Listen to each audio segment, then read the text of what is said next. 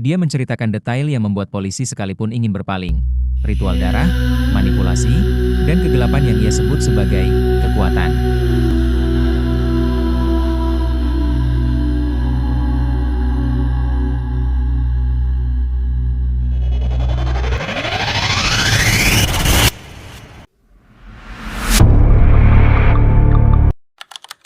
Halo Markibas. Terima kasih yang sudah klik video ini. Gimana nih kabar kalian? Semoga kalian sehat dan bahagia. Ada yang lupa ya? Jika belum subscribe, dipersilahkan untuk subscribe dulu. Terima kasih. Baiklah, ambil posisi terbaik kalian. Yang lagi rebahan, hati-hati ketimpa handphonenya.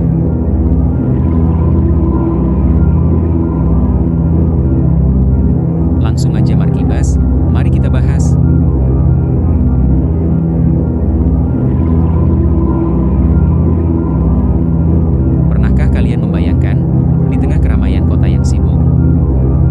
Seseorang yang berjalan di antara kita, tapi dia tidak melihat manusia sebagai sesama.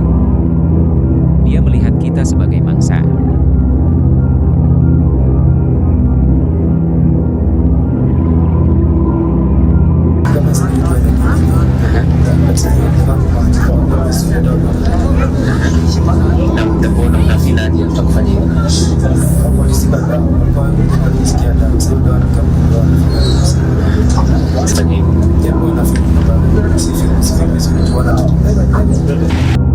Di Kenya, tahun 2021, ketenangan itu pecah.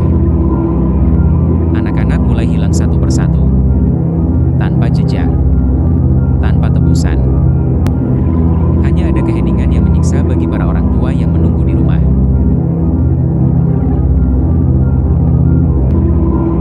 Lalu muncul pria ini, Masten Milimo Wanjala. Usianya baru 20 tahun. Wajahnya tampak polos, bahkan cenderung pemalu. Tapi di balik tatapan matanya yang dingin, tersimpan sebuah pengakuan yang membuat seluruh negeri gemetar ketakutan.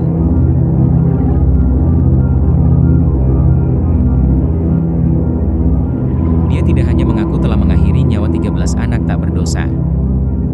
Dia menceritakan detail yang membuat polisi sekalipun ingin berpaling. Ritual darah, manipulasi, dan kegelapan yang ia sebut sebagai kekuatan.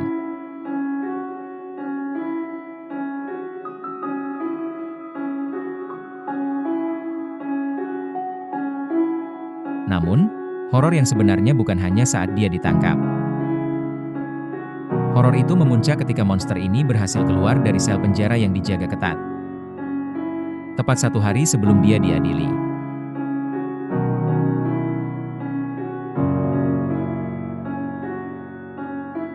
Bagaimana mungkin seorang pembunuh berantai paling dicari bisa berjalan keluar begitu saja?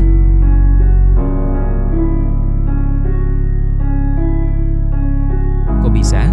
Jangan-jangan dia beneran vampire, bisa menghilang? Menurut Markibas gimana?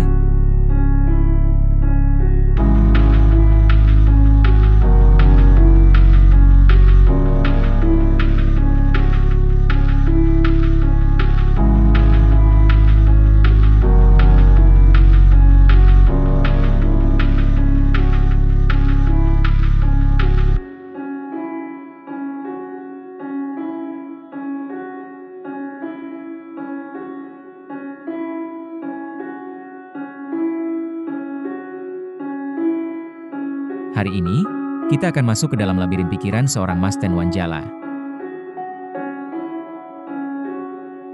Kita akan melihat bagaimana sistem hukum gagal. Dan bagaimana amarah warga akhirnya menuliskan bab terakhir dari kisah berdarah ini. Ini adalah kisah sang vampir dari Kenya.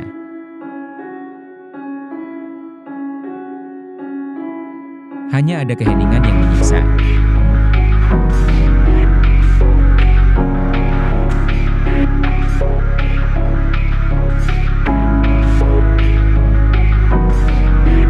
Mangsa, 13 nyawa, dan keluar begitu saja.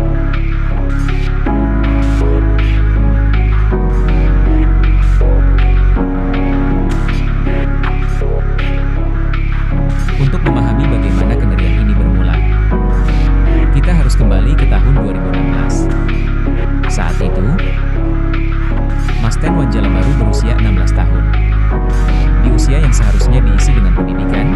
dia justru memulai aksi pertamanya.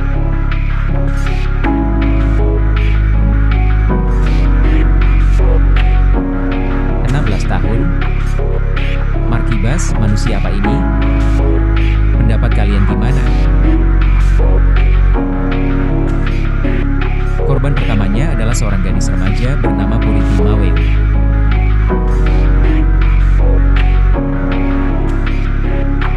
Wanjala menculiknya, dan disinilah detail mengerikan itu dimulai.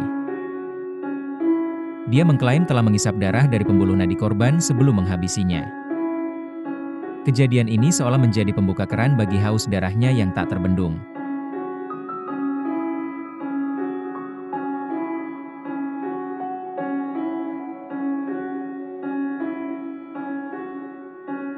Tiga tahun kemudian, di Kimilili, Wanjala kembali beraksi. Dia membunuh seorang anak laki-laki bernama Baiton. Pola yang dia gunakan sangat rapi, dia menyamar sebagai pelatih sepak bola atau teman lama keluarga untuk memancing anak-anak ini menjauh dari pengawasan orang dewasa.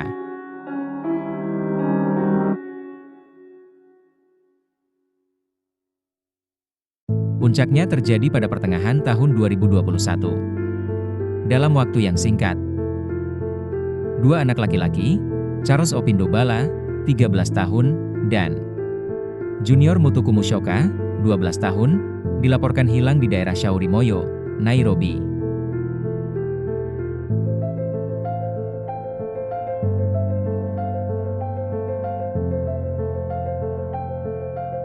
Penyelidikan besar-besaran akhirnya membuahkan hasil pada tanggal 14 Juli 2021.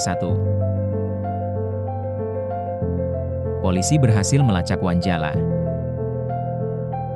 Tanpa rasa penyesalan, di hadapan penyidik, dia mengakui bukan hanya 2, tapi total 13 pembunuhan yang dia lakukan selama 5 tahun terakhir. Dia bahkan membawa polisi ke lokasi-lokasi pembuangan mayat di hutan-hutan pinggiran Nairobi.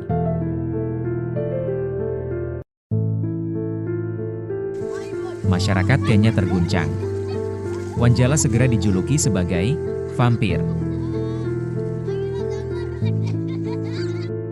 karena pengakuannya yang dingin tentang ritual darah. Dia ditahan di kantor polisi Jogoo Road, menunggu persidangan yang dijadwalkan pada tanggal 13 Oktober 2021. Namun, pada pagi hari tanggal 13 Oktober tersebut, saat petugas melakukan absen rutin pukul 7 pagi, sel nomor 9 tempat Wanjala mendekam ditemukan kosong. Sang monster telah lenyap. Tanpa ada tanda-tanda kerusakan jeruji, tanpa ada keributan. Dia kabur tepat di bawah hidung para penjaga. Menurut kalian gimana nih Markibas? Masa ya dia kabur begitu saja atau ada yang bantu? Atau dia benar-benar vampir?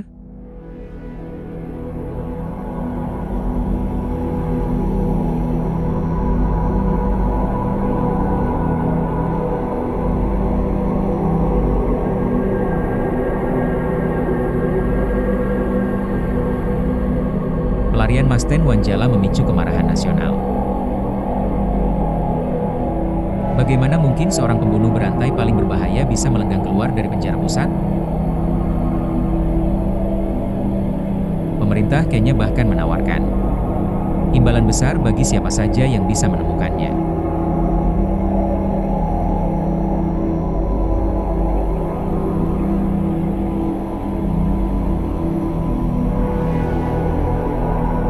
Namun, Wanjala tidak bersembunyi di kota besar. Dia melakukan sesuatu yang sangat berisiko, dia kembali ke rumahnya.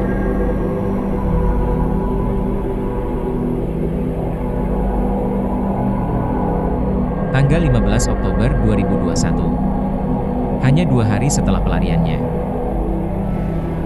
Wanjala sampai di desa asalnya di Mukweya, Kabupaten Bungoma. Jaraknya sekitar 400 km dari penjara Nairobi. Dia berharap bisa bersembunyi. Mungkin mencari perlindungan dari keluarga atau orang-orang yang mengenalnya sejak kecil. Namun, dia salah besar.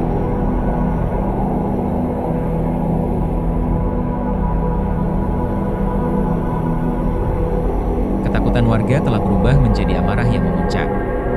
Kabar bahwa sang vampir telah kembali menyebar seperti api di tengah musim kemarau. Jadi para warga di sana udah pada siap tumar kibas mendengar vampire ini kabur dari tahanan dan balik ke kampung halaman. Anak-anak sekolah di desa itu mengenali wajahnya dari berita. Jadi setelah warga Bungoma tahu bahwa sang vampir kabur dan bersembunyi di desa, para orang-orang di sana waspada, terutama orang tua yang memiliki anak. Mereka berteriak, memberitahu orang dewasa. Warga mulai mengepung rumah tempat dia bersembunyi. Wanjala sempat mencoba kabur ke sebuah rumah tetangga, namun massa yang berjumlah ratusan orang sudah mengepung setiap sudut. Polisi setempat mencoba datang untuk mengamankannya kembali ke hukum, tapi mereka kalah jumlah. Massa tidak lagi percaya pada jeruji besi yang bisa terbuka begitu saja. Hari itu, di tanah kelahirannya sendiri, Masten Wanjala tewas. Dia tewas di tangan massa yang melakukan aksi main hakim sendiri. Sebuah akhir yang brutal bagi seseorang yang telah merenggut nyawa anak-anak tak berdosa dengan cara yang jauh lebih brutal. Kematian Wanjala mungkin mengakhiri terornya secara fisik. Pemakaman sebagai bentuk penghormatan bagi para korban. Namun, luka bagi keluarga korban dan pertanyaan tentang bobroknya sistem keamanan penjara tetap tinggal. Apakah ini yang disebut keadilan? Ataukah ini kegagalan sistem yang berakhir dengan tragedi baru? Bagaimana menurut kalian? Apakah akhir hidup Wanjala sudah setimpal dengan perbuatannya? Tulis pendapat kalian di kolom komentar. Jangan lupa untuk tekan tombol like jika kalian menyukai narasi ini, dan subscribe untuk cerita kriminal nyata lainnya. Sampai jumpa di kisah selanjutnya.